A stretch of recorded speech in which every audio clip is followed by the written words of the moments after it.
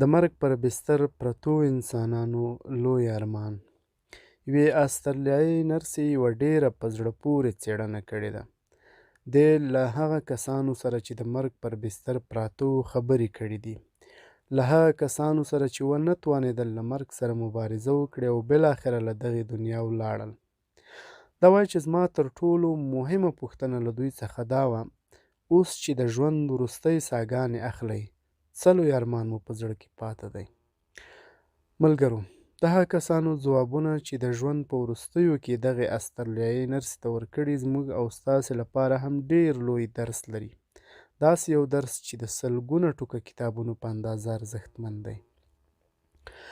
هغه ارمانونه چې د مرګ پر بستر پرتو کسانو د ژوند په تقریبا وروستیو شېبو کې درلودل او تر ټولو مهمې 5 ارمانونه دي. د دوی لومړی لوی ارمان دا و چې کاشکې ما دومره جرأت لرلی چې ژوند مې د خپلې خوښې مطابق کړی وای، نه د نورو په خوښه. هو ملګريه، ځینې انسانان نږدې یو عمر هڅه کوي چې د خپل شاوخوا خلک راضي وساتي، دا که حتی د ده د خپلې ناخوښۍ په قیمت هم وي. ملګرو، که خدای ناخواسته تاسې وفات کیږئ، هغه کسان چې خپل ژوند مو د هغوی په خوښه تېراوه، که ستا د مرګ په ورځ یوه وړه سردردي هم ولري، ستا جنازې ته ممکن درنسي. یعنې هغوی ته خپله سردردي ستا تر جنازې کولو مهمه ده، خو تا ټول عمر د هغوی لپاره ژوند وکړ. ډېره دردونکې نه ده؟ خو له بده مرغه ستا هغه مهال دغې موضوع ته پام کیږي چې نور ډېر ناوخته وي. ښه کارونه وکړئ، ښه ژوند وکړئ. که څوک خوشحاله کیږي کور یې آباد، که خفه کیږي په حال یې افسوس پکار دی، خو ته ژوند د هغوی لپاره مه کوه. د دوی دوهم لوی ارمان دا و چې کاشکې مې دومره سخت کار نه وای کړی. له انسانانو سره یو غلط باور دا دی چې سخت کار کول د سم کار کولو په معنا ده. په داسې حال کې داسې نه ده. له فکر، پروګرام، دقت او نظم سره کار کول د سم کار کولو نښه ده. د دغه خلکو دریم ارمان دا و چې کاشکې مې دومره زړورتیا لرلی چې خپل احساسات مې بیان کړي وای.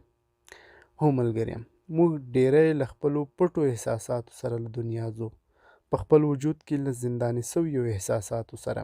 د دې جرأت او زړورتیا نه لرو چې خپل احساسات بیان کړو. کله چې بیریږو په لوړ آواز ووایو چې بیریږو، کله چې خوشحاله یو په لوړ غږ ووایو چې خوشحاله یو، کله چې خوابدي یو ټولو ته ووایو چې خفه یو. ستاسو په نظر موږ ولې خپل احساسات پټوو؟ دا ځکه چې د احساساتو بیانول جرأت غواړي او دا جرأت په هر چا کې نسته.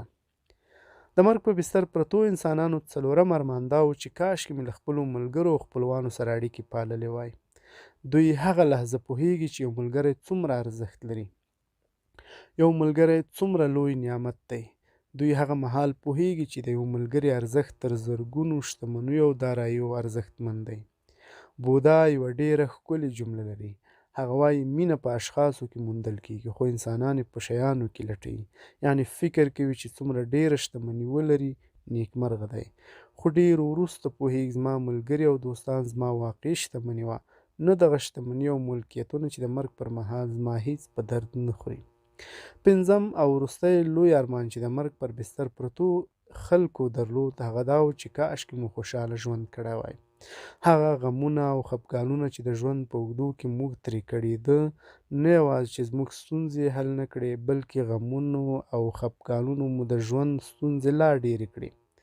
ملګرو، آیا تاسو اوس هم فکر کوئ په غم او خفګان د ژوند ستونزې هوارېدلی سي؟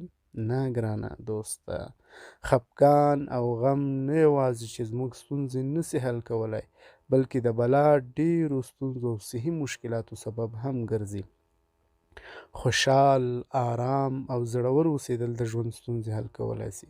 له بده مرغه موږ ډېر ناوخته پوهېږو چې خوشحالي د ټولو ستونزو د حل کولو کلي ده، خو موږ وایو نه، ته صبر چې زه یو ځل خپلو ټولو هیلو ته ورسېږم بیا به خوشحاله ژوند کوم.